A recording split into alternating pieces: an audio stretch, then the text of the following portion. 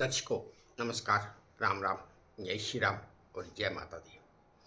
मैं हूँ अश्विनी मगोत्रा और आप देख रहे हैं अपना पसंदीदा न्यूज चैनल जम्मू तर्कश।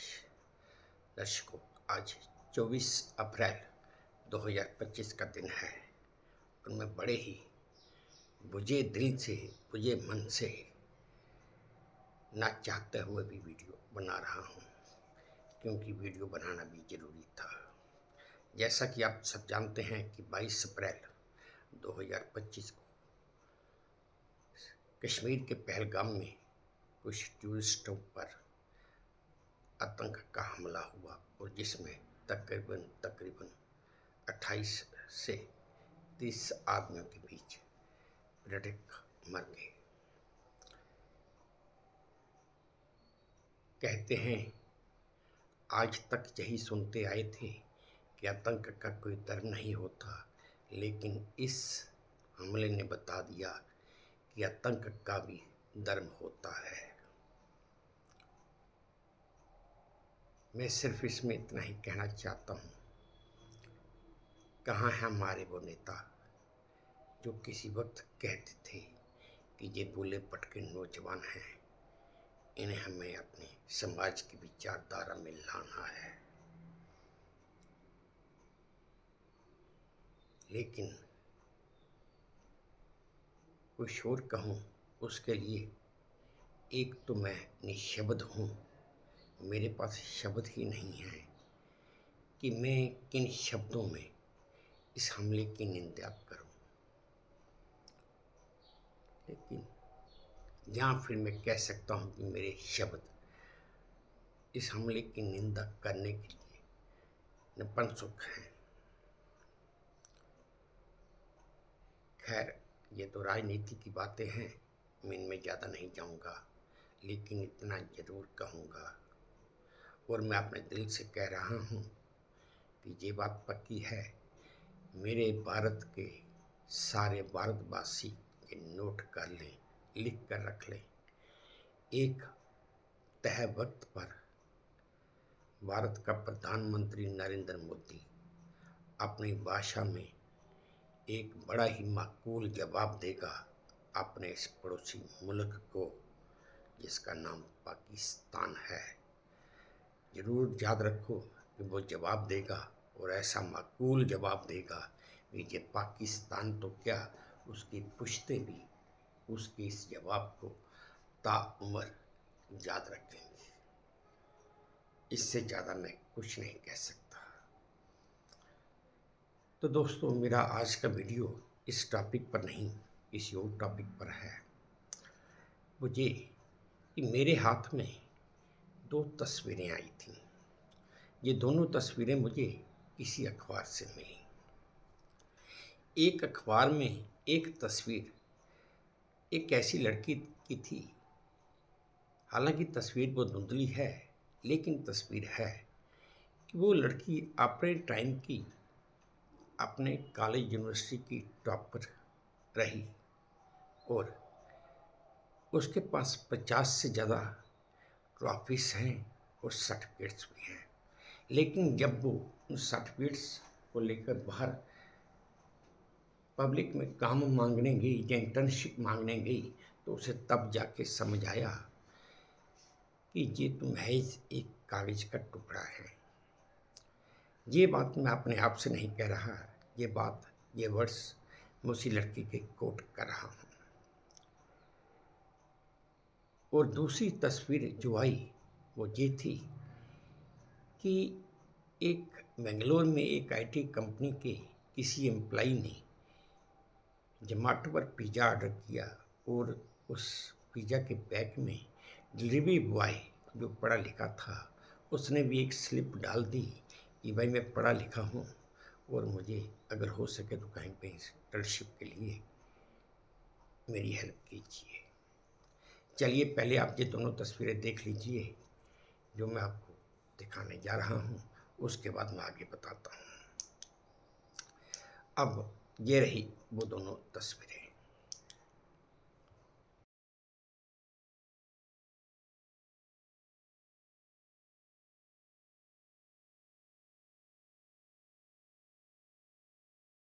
अब इस संदर्भ में दर्शकों मैं ये कहना चाहता हूँ, एक तो हमारी बहुत ही दकियानुसी की सोच बन चुकी है कि हम चाहते हैं कि हमारा बच्चा पढ़ लिख जाए और इस काबिल हो जाए कि उसे एक नौकरी मिल जाए, चाहे वो सरकारी हो या प्राइवेट हो, किसी कंपनी में हो। हमारी ये सोच रही ही नहीं, यह है ही नहीं कि हमारा बच्चा पढ़ लिखने के बाद नौकरी की जगह अगर कभी कोई अपना काम करे तो। हाँ, बात ये भी है कि अगर अपना काम शुरू करना है तो उसे कुछ पैसों की ज़रूरत होगी। अब मैं ये तो नहीं कहूँगा कि पैसे हर एक के पास होते हैं, लेकिन थोड़े बहुत पैसों का जुगाड़ के इंतजाम हर कोई कर सकता है। हाँ, अब काम क्या करना है और क्या नहीं करना है। पहले तो मैं ये पूछना चाहूँगा कि भाई ये बताओ कि पढ़ाई का मतलब, एजुकेशन का मतलब है क्या? मेरी नज़र में एजुकेशन का मतलब तो इतना है कि भाई आपके बच्चे को या हमारे बच्चे को इतनी समझ आ जानी चाहिए कि भाई ये काम अच्छा है और ये काम बुरा है, मुझे ये काम करना चाहिए और ये काम नहीं करना चाहिए। और दूसरा कि हर इंसान को जो कुछ भी पढ़ा हो उसे किसी से भी बात करने का सलीका आ जाना चाहिए। एजुकेशन, पढ़ाई इस बात की गारंटी नहीं है कि आप पढ़ लिख जाएंगे तो आपको नौकरी मिल ही जाएगी। ऐसा कहीं नहीं लिखा। बेरोजगारी खाली भारत की नहीं, दुनिया के हर देश की मुश्किल है, क्योंकि आबादी तो हर देश की बढ़ती जा रही है, लेकिन इतने जॉब्स या इतनी नौकरियां कहीं पे होती नहीं जितने बच्चे पढ़ लिख जाते हैं। कहते हैं कि हमने भी किताबों में पढ़ा है, आपने भी पढ़ा है और बहुत दुनिया कहती भी है कि कोई भी काम छोटा या बड़ा नहीं होता। हमारी सोच क्या है? मैंने कहीं ऐसे टीचर्स भी देखे हैं जो एक मामूली टीचर के रूप में सरकारी स्कूल में भर्ती हुए थे, सरकार की नौकरी में भर्ती हुए थे। जब वो रिटायर हुए तो वो हेडमास्टर बन चुके थे। लेकिन रिटायर होने के बाद अगर आज उन्हें कोई मास्टर जी कहकर बुलाता है तो उन्हें बहुत ही गुस्सा आता है। वो कहते हैं कि मुझे मास्टर कहकर ये आदमी मेरी इंसल्ट कर रहा है। वो कहते हैं हमें लेक्चरर या प्रोफेसर कहा जाए। भाई जब आप रिटायर ही एक मास्टर हुए हैं और भर्ती भी एक मास्टर के रूप में हुए थे तो आपको प्रोफेसर कैसे कहा जा सकता है? पूरी उम्र तो आप चौथी पाँचवीं छठी के बच्चों को ट्यूशन पढ़ाते रहे तो प्रोफेसर कैसे या लेक्चरर कैसे होगे? चलिए खैर ये बहस का मुद्दा है, मैं इसमें नहीं जाता। मैं सिर्फ इतना कहना चाहता हूँ कि अगर बच्चा थोड़ा बहुत पढ़ लिखने के बाद या ग्रेजुएशन करने के बाद ये एक वाइट कॉलर जॉब, ये सोच अपने दिमाग से निकाल कर बाहर मार्केट में आ जाए और वो अगर 1 साल, ज़्यादा से ज़्यादा 1 साल और मेहनत करे, अगर वो किसी गैराज में जाकर मोटर मैकेनिक या टू व्हीलर मैकेनिक का काम सीखता है तो 1 साल में वो एक परफेक्ट मैकेनिक बन के बाहर आ जाता है। उसी तरह अगर वो 1 साल बिल्डिंग बनाने का यानी कि मिस्त्री का काम सीखता है तो वो 1 साल में एक ऐसा मिस्त्री बन जाता है कि वो एक ऐसी डिजाइनदार बिल्डिंग भी बना सकता है जिसके लिए लोग बड़े बड़े आर्किटेक्ट्स और इंजीनियर्स के पास जाते हैं।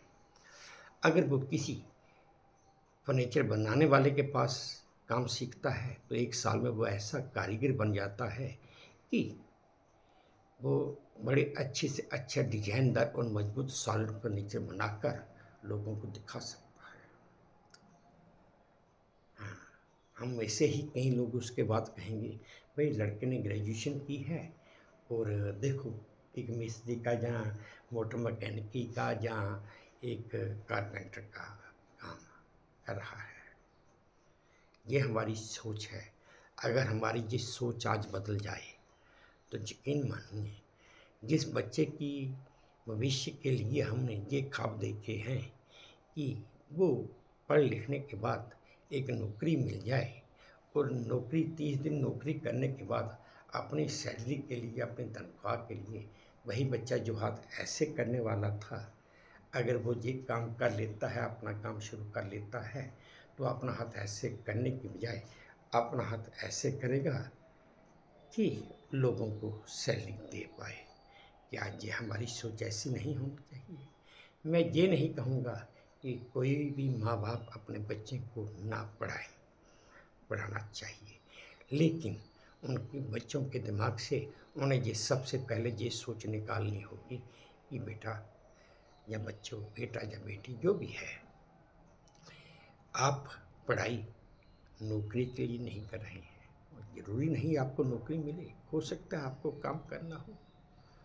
चलिए, एक बात वो मानते हैं, मैं कहता हूँ किसी बच्चे ने या किसी माँ बाप ने हिम्मत कर भी ली, एक बच्चे ने या किसी ने 1 साल किसी गैराज में काम करके वो बाहर आ भी गया, और उसे अपना काम शुरू करने के लिए जगह भी चाहिए और पैसा भी चाहिए, क्योंकि उसे गाड़ी ठीक करने के लिए औजार भी चाहिए होंगे और प्रॉपर जगह भी चाहिए होगी, और ऐसा भी नहीं कि यकदम उसका काम चलेगा। मैं सिर्फ इतना कहूँगा या इतना दिलासा या इतनी हिम्मत कहूँगा, इतनी हिम्मत तो करो कि अगर कोई बच्चा ऐसा कर लेता है और वो किसी सड़क के किनारे भी बैठ जाता है, तो साहब आज नहीं तो कल, कल नहीं तो परसों कोई न कोई गाड़ी उसके पास आ ही जाएगी, कोई टू व्हीलर उसके पास आ ही जाएगा कि भाई मेरी ये प्रॉब्लम है, मेरी तार टूट गई है या मेरी गाड़ी में है ये प्रॉब्लम आ गई है। और अगर वो उस गाड़ी को ठीक करता है तो वो कस्टमर तो लोगों को जाके बताएगा कि फलां रास्ते में आपको फलां जगह पे कोई न कोई मैकेनिक, ऐसा भी मैकेनिक मिल जाएगा जो सड़क के किनारे बैठा है। उस बच्चे को ऐसी मेहनत सिर्फ और 1 या 2 साल करनी होगी, उसके बाद वही बच्चा उसी जगह पे अपना गैराज बना कर भी आराम से बैठ भी जाएगा, और अपने अंडर अपने पास काम करने के लिए 4 बंदे भी रखेगा, 4 मुलाजिम भी रखेगा, और उन्हें हर महीने के आखिर में हाथ ऐसे करके तनख्वाह भी देगा। बात थोड़ी कड़वी है लेकिन है सच्चाई। इसी तरह अगर कोई आदमी मिस्त्री बन जाता है या कारपेंटर की फर्नीचर बनाने वाला बन जाता है, वह भी बड़े अच्छे से अच्छा फर्नीचर बना सकता है। मैं ये बात किसी को डोमिनेट करने के लिए नहीं कह रहा हूँ, मैं आपको एक हकीकत बता रहा हूँ कि भाई कम से कम कोशिश तो की जाए। अब हम लोगों की उम्र तो हो चुकी है, जिन बच्चों को नौकरी मिल गई, अगर ये रास्ता एक अपनाया जाए तो यकीन मानिए बेरोजगारी भी कम होगी, और बच्चों के दिलों में, माँ बाप के दिलों में अपनी औलाद, अपने बच्चों के लिए कुछ टेंशन भी काफ़ी हद तक कम हो जाएगी। मैंने आपको अपनी तरफ से कोशिश की कुछ बताऊं।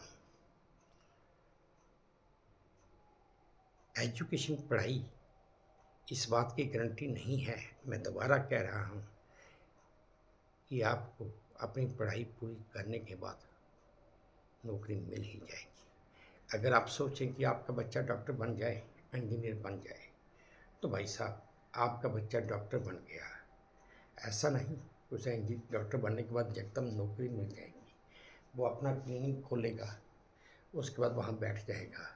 वो इतना बड़ा, इतना फेमस डॉक्टर नहीं है, इतना एक्सपीरियंस डॉक्टर नहीं है कि उसके बाहर क्लिनिक के बाहर पेशेंट्स की लाइन लगी है, ऐसा भी नहीं होने वाला। जहाँ आपका बच्चा इंटीरियर डिजाइनर बन गया तो अपना ऑफिस खोल के बैठ गया, तो उसके ऑफिस के बाद लोगों की लाइन है, ऐसा भी नहीं होने वाला। इसलिए हिम्मत मर्दा मदद खुदा, बहुत पुरानी कहावत है, मैं यहाँ पे इस्तेमाल कर रहा हूँ। अगर उसके माँ बाप, उसके बच्चे ये वही हिम्मत दिखाएं तो यकीन मानिए एक ना एक दिन वो कामयाब जरूर होंगे। और आप भी हंसते हंसते उनकी कामयाबी का जश्न मनाओगे। और जिस दिन 1 या 2 साल के बाद, उनके काम शुरू करने के 1 या 2 साल के बाद, आप भी खुद खुशी खुशी अपनी छाती चौड़ी कर कर बताओगे, हाँ भाई मेरे बच्चे ने मेहनत की। उसने ये नहीं देखा कि ये मोटर मैकेनिकी का काम है, मेरे हाथ सारा दिन काले रहेंगे। उसने मेहनत की और कुछ करके दिखाया।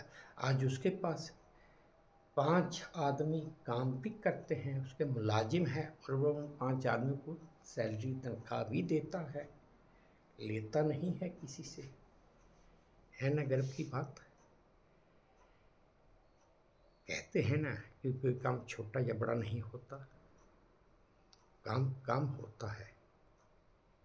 इसलिए मेरी जो सोच थी वो मैंने आपके साथ साझा की। उम्मीद करता हूँ आपको पसंद आई होगी। सॉरी। इसी तरह खाली ये 1-2 लाइन मैंने आपको बताई कि 1-2 तरह का ये काम है, हजारों तरह के ऐसे और काम हैं। मैंने आपसे अपनी सोच साझा करने की कोशिश की और की भी है। उम्मीद करता हूँ आपको पसंद आई होगी। पसंद आई है तो प्लीज़ मेरे इस चैनल को लाइक कर दीजिए, शेयर कर दीजिए और सब्सक्राइब कर दीजिए। और चलते चलते फिर आपसे वही प्रार्थना कि इसी उम्मीद के साथ आपसे विदा लेता हूँ कि आप अपना भी ध्यान रखेंगे, अपने देश का भी ध्यान रखेंगे। जय भारत और धन्यवाद।